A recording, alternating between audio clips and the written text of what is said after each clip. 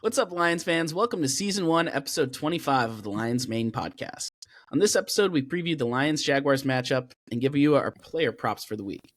As always, thank you for your support, and you can find us at Apple Podcasts, Spotify, and YouTube at Lions Main Podcast.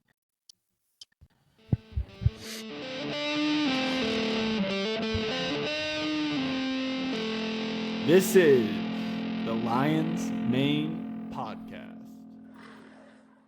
I don't even know what to say about this week, honestly. The Lions are projected to win. The spread is sitting at -14. I mean, I think that's valid.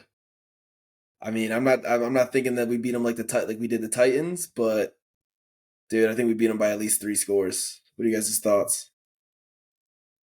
Chat, what do you guys think? No, I think it's 18's good. 14's good. I think we're gonna lay some pipe. Yeah, no, we're definitely gonna lay some pipe, lay the wood. But dude, so looking at the Jags offense, it looks like it's disheveled. Looks like it's in shambles. So I don't think he's that great. I think he's a little overrated, but Trevor Lawrence isn't even playing. So Mac Jones. Mackenzie Jones, yep. I honestly think based on last week's performance against the Vikings, he probably didn't expect to play this year and is probably so bummed out. Because the idea of a backup quarterback is always like better than the actual thing. Like people are like, good for them picking up Mac Jones. He's competent. He looks like ass against the Vikings. He was horrible. I mean, he might be a little bit better because it's week 2, whatever, blah, blah, blah. But, his O-line is mediocre. Outside of BTJ, their offensive skills as players have been mid this year. I mean, they've got Ingram back now, and he's not horrible, but, I mean, he stinks. Yeah, no, he's horrible. And honestly, the saddest thing is BTJ looked like one of the best fantasy pickups of the year. He was like a top 5, sitting at number 5 receiver. Horrible. Somebody come get him off my roster. I'm trading him for Skittles. No, you got to roll him over to next year. I think he's going to be better next year because Lawrence is going to. I agree. Lawrence is a league average quarterback, in my opinion. He'll have really high moments. He'll have really low moments. But if he has a decent team around him, I feel like he's pretty average. No, I agree with that. He gives me a little bit of that Daniel Jones effect before the most recent horrible Daniel Jones, where, he'd run a little bit, he'd throw for a 4-touchdown game, and then he'd throw 4 picks another game, kind of like our boy Jared Goff. We won't talk about that. But that's like Trevor Lawrence to me, and then he falls somewhere in the middle. Did you just compare him to Jared Goff? After all the shit talking you've done about Trevor Lawrence, I've been defending the living shit out of him. I think he's saying for no reason. The two. I know, but don't you put his name? I mean, don't you dog him like crazy and then put him in the same category as Jared Goff? I was comparing him to Daniel Jones, but I was kind of critiquing his ability to throw 4 picks. But then I look like a hypocrite as a Lions fan, glossing over the most recent week. So had to give I had to give a shout out to that. But in many ways, don't you think he's just a more physically talented but less polished Jared Goff, in the sense that like he has weird ups and downs, but like Jared Goff has more ups, but looked like Trevor Lawrence looks like a specimen of a quarterback. He's tall, long, 6'6", weird hair, 6'6", just built like him, Josh Allen. I'm trying to think, Anthony Richardson. Like if you were like putting a prototype quarterback together, if you could just build one from scratch, it'd be one of those 3. For sure. The only one of those 3 that's really that good is Josh Allen. But my point being is, Trevor Lawrence is like a better looking, worse playing Jared Goff. But I can agree with that. I mean, talking more about their debacle. So Travis Etienne, forehead. Yeah, confirmed biggest forehead in the NFL. Not by balding, by natural East African hairline. I think either he's out or Tank Bigsby doesn't look like he might play. So their like backfield's even going to be stifled. I mean, the Lions. Correct me if I'm wrong, guys, but we have the number 1 run defense in the league. Sounds right. And if not number 1, at least top 5. If only one of those guys is back to run the ball, it doesn't sound like they're going to have a good day against us. Right. I think Tank is out for sure, but I don't know. I think Etienne's playing. So, but like you said, Tank is better of the 2. So I in my opinion, he's a harder runner. He has more to prove. He's in his 2nd year, so. Etienne, man, we got to check those player prop bets for fumbles. He fumbles every game he plays. So I'm glad that he's playing. Does he look like small hands or something? Because how do you fumble that often? I think all the size of what his hand should have been went into his forehead. So Oh, well, I guess potentially, better there than somewhere else for the rest of the ladies. But be a murderer. Yeah. Let's see. But anyway, so I mean, you guys hit on it. It doesn't look like there's much to talk about with their offense. So Ingram, I think they only finished with 100 yards passing last game against the Vikings, and Ingram had he had 6 catches for 40 yards. He was like the bright spot last week. Outside of that, they didn't move the ball really at all. So I just, again, we're gonna stomp these dudes. I don't really know. Am I being cocky? Am I validated? I don't think that's cocky. Everybody knows Jacksonville's not great this year. Their starting quarterback is gone. Their starting quarterback was under a lot of fire in general. Like, I mean, we were criticizing him just moments Right. ago, and now they got Mac Jones, and it looked like Mac Jones was happy to be the backup. He seemed, I don't know, I just see photos of him. He just seems like he's smiley. He's goofing around. He's like, the pressure's off. He can suddenly just be himself. he's back in his home state. Right, but now he's got to play again, like you said. So I think, Jim, you hit the nail on the head. He didn't seem like he wants to play, and unless some sort of like mindset shift happens and the team is just ready to go, I mean, we're a good team. That's the thing. Not looking good. We're not just a good team. We're a great all around team. So I think the Lions have one of the funniest things that they could do potentially. So their coach is under a lot of fire as well, protected that he might get fired pretty soon. We could play the Jags, literally beat them by 50 points, have their coach get fired, and then 2 weeks later play the Chicago Bears, beat them by 60, and have their coach get fired the following week after playing us. That'd be pretty sweet. That'd be pretty sweet. That would have to be a record, like a written record that ESPN holds on to. Who's already gotten fired this year? It's just the Saints, just Dennis Allen. Is that it, or has there been someone else? Robert Saleh to the Jets. Yeah, that's right. Yeah. Salah. Mohammed Salah, the Egyptian king. He talk about hairlines. He got his fixed. No, I don't think it's an overreaction. I think it's clapping season. I mean, look, the Jags, they have a couple of good things going for them. Their D line is phenomenal. Although Trayvon Walker was the wrong pick compared to Aiden, he's still like a good player. He's really turned it on. Has earned, I think, being called a good top 10 pick, borderline top 5. Number 1, obviously, when you have Hutch there, it's still a bad call in my opinion. But Josh Hines Allen, stud. And they have a linebacker, I forgot how to pronounce his name, Olakulin or something like that. He's really good as well. So they got some guys. It's not like but their secondary is truly cheeks cheeks. And their O-line is and Mac Jones is, I mean, poor. Look, he's even at his best, he's a decent game manager. So like if somehow our offense is just fumbling around, like he can help them win a tight game, but we're not, like, he could help them win a tight game against the Colts. He's not helping them beat us. It's just not happening. Yeah, I agree with you. If you guys could give you eat a sock if you beat us? If they beat us, I will eat a sock. Okay. I'll hold you to that. And if they don't beat us, you don't get anything. So I'll just hold you to that. We'll shake on that. Okay. George has to kiss me, but go ahead. So, it doesn't look like we even have any notable injuries on the defensive side of the ball. Carlton Davis, Broderick Martin, they were limited. And good news, Emmanuel Mosley and Malcolm Rodriguez, full practice. Practice today. So, just getting more depth at the corner position. I think Emmanuel Mosley, he was, I think like going into the season, he was supposed to be starting in the slot corner role. The nickel corner role. That was like rumored, like he was fighting for that position with Amik. So the fact that he was even like fighting for that position shows that he has the ability to get out there and make some plays. Yeah. If one of our rookie corners is getting some PIs, giving up 40 to 50 yards on drives, then we have some depth there. Some depth that we might feel comfortable with just in case. Put it that way. We do, and the other thing, the guy that's coming back, who really I thought had a great end of the year last year, is Ife Melifonwu. I think. He's limited practice tape. I'm pretty sure he's going to play. Although I would understand if, I don't know. I feel like you never want to hold guys out too long, but like also don't want to injure them in a bad game. Anyways, he's going to be awesome as a depth guy, rushing guy. And if, Oh yeah. God forbid, something happens to one of our safeties, he's a pretty solid stand-in there too. So we're kind of getting healthy at the right time, other than obviously Aiden Hutchinson. But if we can keep getting these guys back in the door and then add a couple more by the playoffs, I think it's honestly almost good to get your injuries out of the way early in the year. If you can, No, I agree. Yeah. What's going on with Sam Laporta?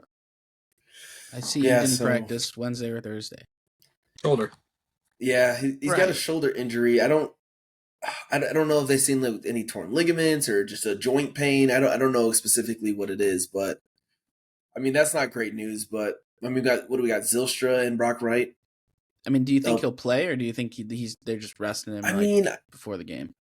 I think from what I've seen from him last year, and then in the early season this year, with I think he had like some lingering ankle stuff. I think he'll play. I mean, that's what he's done. Remember in the playoffs last year, Mhm. they were saying like Sam Laporta is probably not going to play. He's out there snap one to the last snap of the game. So knowing him, I think he'll play.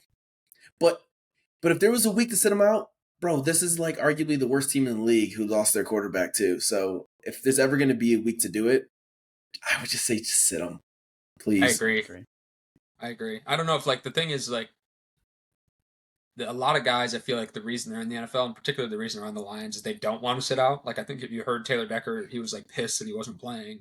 Not anybody in particular, just pissed that he was not able to play. Right. So, but from a roster management standpoint, I don't see why you play him this week unless he's truly healthy and it's just a soreness thing and not hey, it's going to get worse which I don't think that's the case. I think it is something where it could get worse if you get hurt again. So I don't know. Give him a week. And look, the Colts are not great. The Colts are a real team that can win some games, and the Jags are just trash. So get him healthy for that. Get him healthy for Thanksgiving, because we got to win Thanksgiving for the first time in I don't know how many years. But if we don't win that game this year, I'm going to scream. Yeah, a lot of my friends in the Air Force who aren't Detroit Lions fans, last year was the first time they were awakened to the idea of, the Detroit Lions, they kind of suck on Thanksgiving. I'm like, yeah, dude, that game has been my life. Every Thanksgiving, the entire family sits down and watch. You know what's going to happen, but I don't know. It was just funny last year because nobody has ever texted me prior to that because they never really cared about the Lions, but we were doing well last year, so that sucked to hear that from everybody else. But hopefully we can finally get a win on Thanksgiving. Slight tangent. Yeah, I mean, well, the Thanksgiving game last year, the offensive line didn't play well at all. So and they didn't play particularly good last week.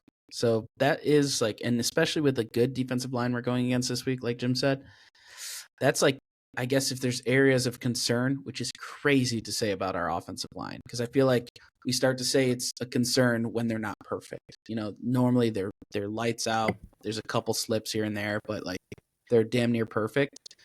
And when they're not, I at least overreact to it. And especially against a good D-line, I didn't think Houston didn't have a bad D-line, but they didn't have the greatest run defense. They didn't have their best player either. Good D-line.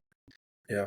They didn't have their best player on defense either. So, those are some good concerns. What I will say is that Taylor Decker's coming back, right?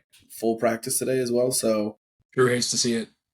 Yeah, he does hate to see it. So Drew, a few weeks back, again, Drew is skipping now for the second week in a row on the podcast, but a few weeks back, he was raising concerns about Taylor Decker. I think Taylor Decker gave up 2 bad sacks early in one of the games.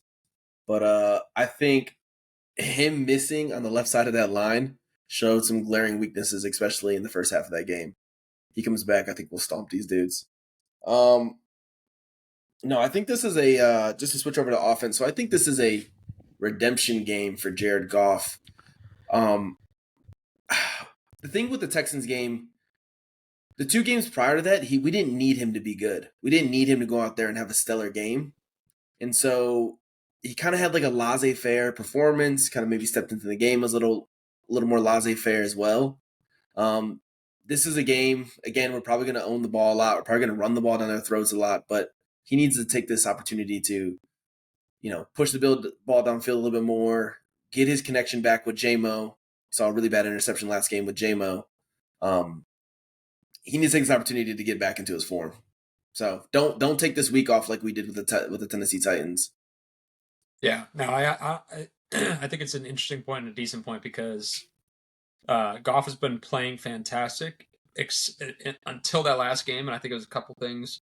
One, obviously, there was more pressure coming, and number two, he just looked a little bit like I feel like he has 1 or 2 games a year, and interestingly, as long as he's been a Lion, it's never been the playoff or like a truly big game, but Right. it's always like a random solid opponent in the middle of the season where he just looks completely flustered. Mm-hmm. But what I like about the Texans game that I didn't see against like the Packers last year is he did at some point in the game, even though he played like absolute horseshit for 3 quarters, he just figured it out in the fourth quarter. He just did it. He looked like he did again. So I would love to see them push the ball. I would love to see them get Amon-Ra involved, just early and often. Get the guys their touches, the main 2 guys, and then you can start to beat everyone else. I think just building like in-game chemistry with those two, like those are the 2 guys, and Laporta in the pass game where like, yeah, it's awesome to throw it to Tim Patrick. I love Khalif Raymond. I have a jersey, but like those guys are players that you throw to when you've been hammering Amon-Ra and they get distracted. Right. Like hammering your best guys opens up the playbook. So yeah, no, I agree. Amon-Ra cannot have the bulk of his receptions or almost all of them, in the fourth quarter. We have to start the game targeting him, start the game handing the ball to Montgomery up the middle. I fully agree that like I love when Gibbs touches the ball, and I think Gibbs in 2 years has the potential to be the best running back in the NFL. But you got to start the game. In my opinion, you got to start the game with Montgomery, hammering it up the middle. Do what you do best. Pound these defenses into oblivion. Lay the wood. Do just those little curl routes with Amon-Ra St. Brown. Dude, they rip defenses apart. Just start with that. Yeah, I love when they start the game with 3 or 4 Monty rushes in the first like 5 or 6 plays, just because it does kind of like it does say like, hey, we're going to punch you in the mouth, even if like honestly the drive stalls after 1 first down. I do like it because it's just damage that the defense is taking, and you see every game our offense runs better in the 3rd and 4th quarter because we've been leaning on the defense the whole time. So I do agree. Yeah, and one more topic on that: our offensive line. So they never look better than when they're running the ball up the middle or like right inside the guard, maybe right off tackle. They never look better. And so getting Penei Sewell in his form, getting him in his rhythm, stop having Penei Sewell backing up and pass blocking. Let him go down there and block all 3 linebackers at one time. Let's get this started early. Mm-hmm. Or Sione Vaki, get him out there blocking 2 guys tackling 2 guys on straight. Yeah. I love seeing that. That was awesome. So cool. He's an awesome player. Tape. He feels like a George player. I'm just like I know he hasn't played as much as Malcolm, but I feel like he's like your type of guy, like glue guy, Swiss Army knife. Works hard, nice guy. You know that like he can actually probably go start on defense. He won't be the best player on defense, but if you took him and you put him on special teams, he's gonna be going to the Pro Bowl for special teams type player. The future Jalen Reeves-Maven. Right, like Reeves-Maven. Reeves-Maven would do a good job. Won't be the best linebacker out there, but you put him on special teams, bro. He's gonna be an all-star. Yeah, he is. He's gonna lay the pipe. Do I get a jersey? Pro Bowl? Was he All Pro last year? Yeah, he went to the Pro Bowl. He was the NFC representative for. He's first team. I'm pretty sure doing fake punts. 2nd team All Pro in 2023. That's crazy. Good for him. 2nd team. Yeah, who's first team? Let's see that. That's some more first shit. team special teams. Probably some guy who ran Miles back. Killebrew, former Detroit Lion. Yeah, he's great. He did good at the games too. I love Killebrew. He used to be one of my faves. Is he on the Steelers right now? Yes. Or okay, he is. Yeah. That's what I thought. He kicked ass on special teams, even when the Lions were dog shit. Do you remember the guy fair caught it, and he fucked the guy up so bad. Shouldn't have, but like fucked him up so bad, and then ran off the field so fast after that, and like sat on the bench, and like pretending like he didn't do anything. That shit was hilarious. I like Killebrew. Great name too. Yeah, great. You know, I loved for like their punt returns and kick returns. I loved like the 2 years that we had Jamal Agnew. Yeah, he ran back like 5 punt returns one year. Ridiculous. Awesome. Yeah, he was Isn't he on awesome. the Jags? He was. He's out of the league right now, I think. Damn. Actually, I mean that's good. I don't want to play against him. I watched I them know in they person a couple years ago when the Lions clapped the Jags like in I want to say the 9-8 season. So yeah, 2 years ago they clapped them. And in the Ford Field. Jags were supposed to be decent that year. That was and yeah. we beat They the actually had shit a better out of record them. than us going into that game. Right, that was exciting. We brought the Yeah. boom. We were talking shit to guys on Call of Duty that night. I remember when we were playing. No, really. They were Jags I got in a fans, fight in the yeah. bathroom of Ford Field. So there was some guy trying to cut the line of people pissing, and it was a debacle. Anyways, And you said not on my watch. well, my dad did, and then the guy tried to like fight my dad, so of course I had to get involved, and then it went downhill. Did you grab him while you were pissing? While he was pissing? My dad and the guy started trying to piss in the same urinal. It was great. Oh no! They're both trying to get their pants off as fast as possible. Their pants off, they accidentally touch each other's dicks. Crazy stuff. You're trying to separate them. You're trying to separate them. They're Get on your kissing. knees in between, trying to separate them. He's getting pissed on. A little bit of the piss gets in my mouth. A little bit of the Jeez. I love how we're talking about it and we're like, that's too far. That's too far. The hell, yeah. I mean, I think we honestly covered most of the topics. Before we get into player prop bets, so line sitting at 14. What's the score you guys are projecting? What do you guys think the score is going to be? Do you want me to go first? I'm ready. Yeah, so let me see. So the over is sitting at 46.5. What do you got? The over's 46.5, and the spread was what, 14 something? 14. Yeah. I think. You ready? Yep. Lions 35. Okay, I like it. No, that's close to what I was gonna say. All right, go ahead. You want to go, Jim, or you want me to go? I'll go. I'll let you get the grand finale. I'm gonna go a little bit different. I'm thinking 34-16. You're generous. You're very generous. Think I Mac know, Jones but, can put up 16 points on us? I mean, I think they can get like one random touchdown on some bullshit BS. I think they can get a couple I think they can move the ball for like 1 or 2 first down. I think they're going to get a couple field goals, one random good field position. I don't know. Maybe 34-13, but 34-16 just feels right. I know. I'm over here cackling and laughing. I shouldn't be doing that. Oh, dude, I don't think they score a touchdown. I'm going to be honest with you. I don't think they score a touchdown. What are you thinking, 9? 6? So my score was going to be, they score 6. I was going to give them 2 field goals. Mac Jones does not. So our defense is really good in the red zone. Like, we've seen teams actually move the ball in the middle of the field on us, but in the red zone, we lock in. There's no way Mac Jones is able to pick the lock on our defense when we're in the red zone. So I was going to go Lions 34, Jags 6. I think I went 1 lower on both of those than you. You guys have the same margin. 4 touchdowns. Pick the lock is fun. What about I think somebody's going to pick the rock in the end zone. You know who? Kirby Carlton? Kirby, that's his zone, bro. That is his The end zone. That is his zone. So we're projecting some massive blowouts, and Jim is projecting a blowout, but not extremely massive. Not a murderous ass kicking like me and George. I think they're going to come out of the gates fast, and I think it's going to be like a less extreme version of the Titans and Cowboys. I think like going into the fourth quarter is going to be like 31 to like 9 or like I don't know 7 or something, and then or some shit. And then they're going to put in Goff or Hooker and like the backup defense, and I just feel like I feel like at the end of the day, like the extreme blowouts in the NFL happen, but like. That's like the 2 blowouts we had this year were extreme. Like they were extreme blowouts. Those are not normal games. Yeah. And I think that Cowboys team that we blew out, as well as that Titans team, like I think Mason Rudolph had a decent game. He did. I don't think Mac Jones is. Mac Jones is not Mason Rudolph, unfortunately for him. Right. So we'll see. So we're projecting some blowouts. All right, but let's get into the actual fun part of the podcast, some player prop bets. And not George, but Jim.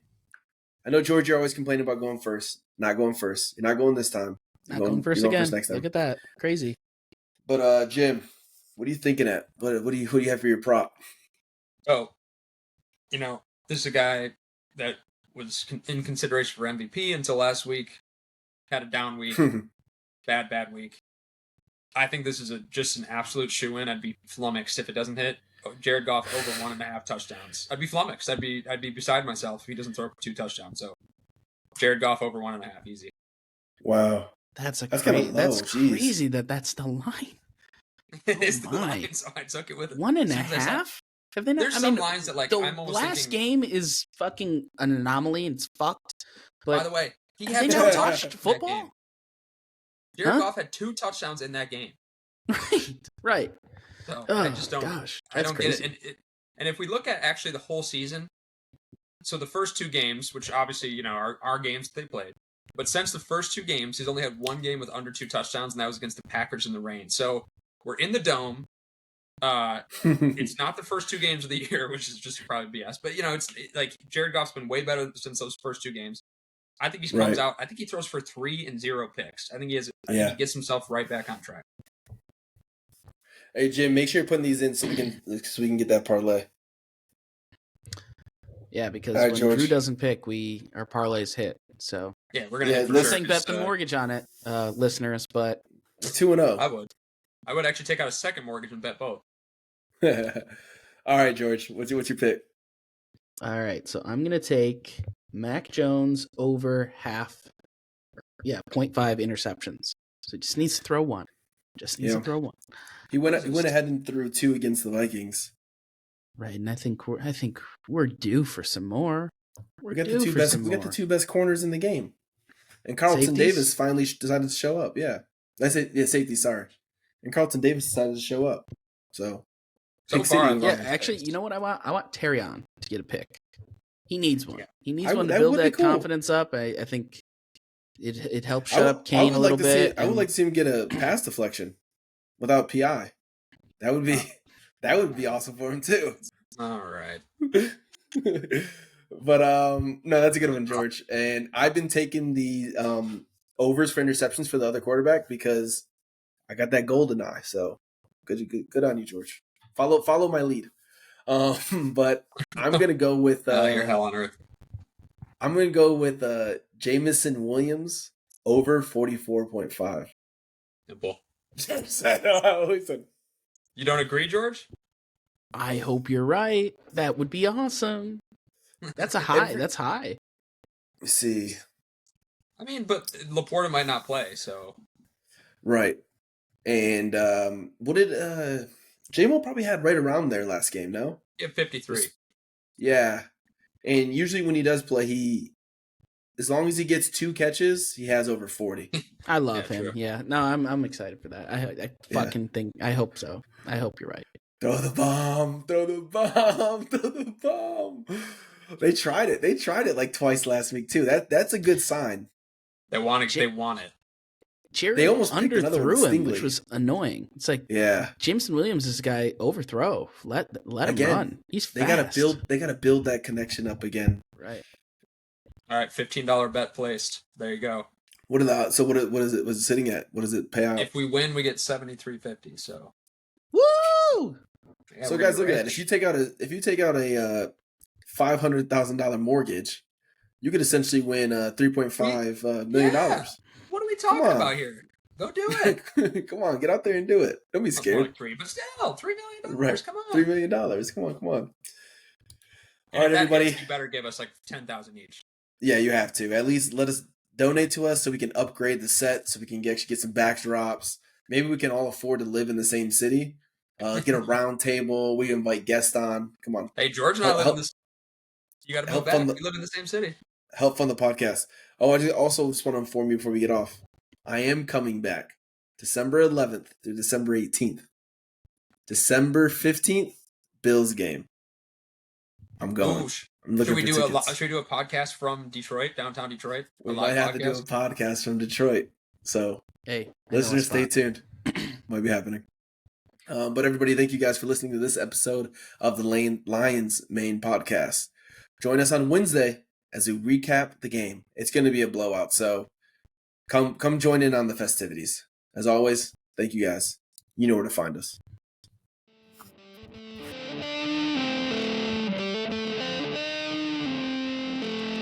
This is the